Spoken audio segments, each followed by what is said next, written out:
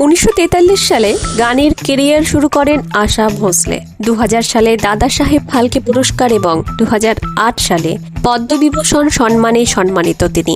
12,000-এরও বেশি গানের রেকর্ডিং করেছেন গায়িকা। আশা ভোঁসলে একটি চেইন রেস্তোরাঁর মালিক। কিংবদন্তি গায়িকার দুবাই ও কুয়েতে আসাজ নামে রেস্তোরাঁ রয়েছে।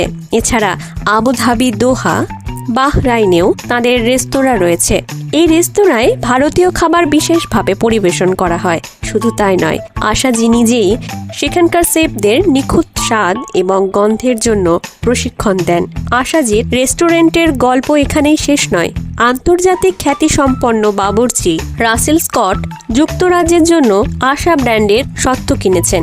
এর আওতায় আশা নামে প্রায় 40টি রেস্তোরাঁ খোলার পরিকল্পনা রয়েছে। প্রবীণ গায়িকা নিজেই বলেছিলেন, তিনি গায়িকা না হলে নিশ্চিতভাবে রাঁধুনি অর্থাৎ শেফ হতেন।